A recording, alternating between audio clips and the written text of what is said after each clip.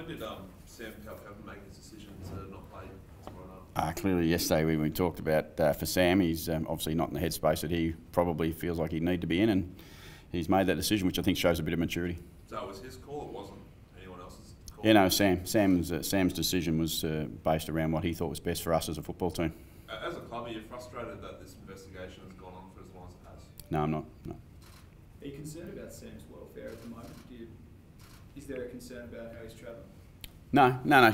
Sam's dealing with it, but obviously it's caused him some grief and some concern, which it should have. But he's dealing with it. He'll handle it. Will he play in the SANFL next Wednesday? Or? Not sure at this stage. We'll work through that once we get there. We're worried about tomorrow. Have you been given any indication when this investigation might be wrapped up? No, not really. No, other than that, I'm sure Chris and the AFL will work really closely to get it done as soon as they possibly can. Which I said a week ago. That's probably where we should leave it. It's an investigation that's still ongoing, and when we get the information, we'll share it with everyone. Will he be given any time away from the club? Like, will he be given a few days to go back to WA or anything before he comes back? Absolutely not. No. Can you shed a bit of light on how he broached the subject of not being able to play? No, not really. I think it's quite a private thing for Sam and myself to talk through and to understand that he was dealing with some pressures that he didn't think would put him in the position to play the football that he'd need to play. Do you think it might have been a bad look for the club if he did play before being cleared? Was that a consideration at all? No, I don't think so. I think that was a really mature decision by Sam. I think that's the really important part is he made a decision based on what's best for our team. Up against one of the better midfielders in the competition without Sam, Rocky, you a little bit nervous going into that matchup? No, not really. We look forward to the challenge, to be honest. They're an outstanding midfield. They've got a couple missing too, as every side is at this stage of the year. Start to get a few injuries, so you're never going to have everyone absolutely available. But we look forward to the challenge of Duncan and Dangerfield and Selwood and Rucks and all the other people that they put through there. It's not just they've got some really important new people that come into the club too, haven't they? Kelly, Menengola in the last couple of years. You're pretty clear where you sat on the ruck post game. We noticed Dougal Howard doing a bit of tap work with Westhoff. Is Dougal, just to kind of clarify, is Dougal the starting #1 ruckman at this stage? I probably can't tell you that today, can I? That he's going to start as #1 ruck. He'll be in the ruck at some stage. There's no doubt about that. Westy will be in the ruck at some stage, and probably Charlie again at some stage. And they do spend their whole week, all of them, would do a bit of preparation in the ruck. But given you've got Jack Holmes back in the side, like it makes sense that he would slot back in one of those key defensive roles, allowing. We had Trent last week though, so we haven't. Yeah, but Trent's more of a sort of half back, isn't he? Well, I think he's about 191 and Jack's about 192 or 93, so depends what you call a key back. Yeah. It's a bit tough for Mackenzie to come in for one game at a new club and then immediately drop out again. Yeah, it's the facts. You've got to play the way you need to play, and unfortunately for Trent, he didn't quite get the job done that we would have liked him to get done. And Jack's form's been irresistible. I think that's the key thing to remember. Jack was nearly our #1 defender not that long ago, and he's been in such good form that he had to play. He's such a nice guy as well. It must be good. It must be pleasing to bring him back. Nice guys do win, don't they, sometimes? It must be pleasing for you to bring him back into the team, given how hard he's worked and what he's been through recently. Just to bring him back, it must be. Yeah, look, I'm really pleased for Jack, as his teammates would be, and it's not. But we're more worried about us winning. We're not worried about whether it's good or bad for individuals. We just need to get it done together.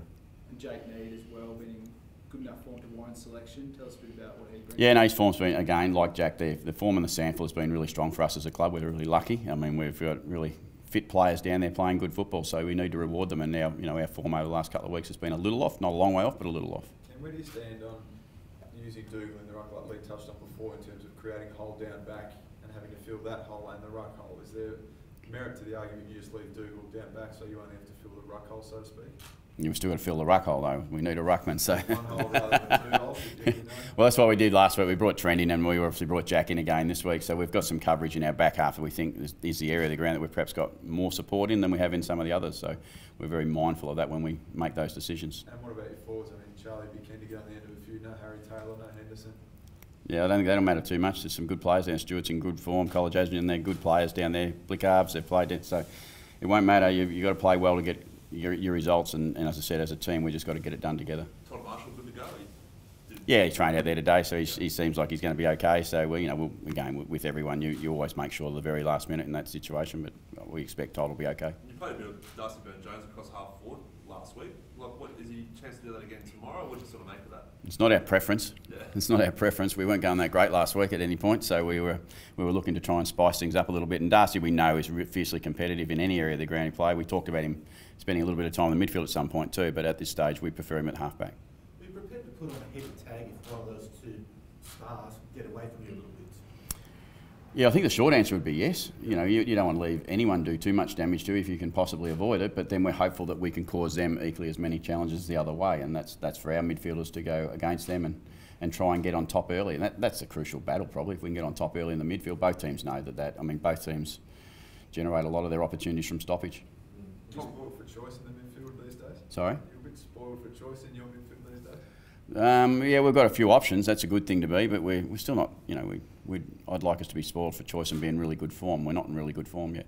Which part of that do you think, form-wise, where are you missing? Oh, we're just not getting the results that we'd like. You know, we've lost last week, and we were lucky to win the week before that. So I just think we haven't performed as strongly as we need to. Good sides perform strongly every week. Tom Rockcliffe, just a 1 week injury? Yeah, I suspect so. I mean, he's got a small calf, as we talked about last 6 day. You know, you think he probably was a rough chance, but I didn't think there was much chance. So we'll do the right thing by Rocky. You know, he's battled a little bit now, so we'll make sure we get him fit. It's a good chance to make a statement tomorrow night. Obviously, you won your first 3 games of the season. Obviously, you know, regressed a little bit last week against Essendon, but a good chance to really come out tomorrow night and show the competition you guys mean business. We take those opportunities every week. We hope. We want to demonstrate a consistency about us, that we play the same way, and it's a big game. It's Anzac Day. And for us, we want everyone here. We want to fill the place up. We want everyone to get here early and make it a big event for us, because we want to play some really strong football on that day, and that's important for us. It obviously was at Geelong last year. You lost that really close one. I think Dangerfield kicked one of the couple of minutes ago, and you guys were right in the game for most of it. Bit of a chance for retribution. Yeah, that hurt.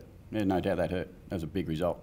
We played well enough to win the game. Unfortunately, we didn't. Geelong, to their credit, won the game. We want to get one back. Simple. Has it been touched on this week, that result, that finish? No, we haven't touched on that. We've touched on the review of our last week game more than anything, but you know, I'm sure our players remember. They always do. You know, big games against quality opposition, you look forward to them, and you want to get one back. So that's our challenge tomorrow, and I'm sure Geelong want to get another one. So it won't be easy. How's Jasper? Yeah, he's fine. Really, just about ready. To be fair, he's just you know, we've been a bit cautious, as we should be. It's a long season still to go. We want him in good form and fit and healthy for the major part of the season. Also because, like you said, your back line's probably got a bunch of guys that can roll through that half back line, so there's no need to risk it. Yeah, no, good players get in though, I reckon. Good players still get in, and you know, Jasper, we're just making sure, this is purely about making sure Jasper's ready. It's a tricky situation when you've got a condition in, but you've got the Sanford don't play till Wednesday. So. Yeah, that's the cards we've got, so we'll play with them and see how we end up. But you know, if that means Jasper does or doesn't play next Wednesday, we'll wait and see. Hey, Settlewood has been a talking point for a couple of years now. He tends to draw a few free kicks. Have you told him? Joel. Have you told the players how to deal with it? How to not? Only recommendation I can get him is go lower and harder than Joel does, and that's bloody hard to do, isn't it? Because he's as tough as they get. So you know, I've got no problems. Joel's one of the great players. Are you helped in the ruck at all by Geelong's reluctance to play Zach Smith at the moment? They're not really going with a specialist ruck. Well, Reece Stanley, I think they probably thinks a specialist ruck. I mean, they've probably battled with that a little bit, but you know, it's Chris's battle, not mine. I'm trying to find a ruckman. Maybe they've got too many.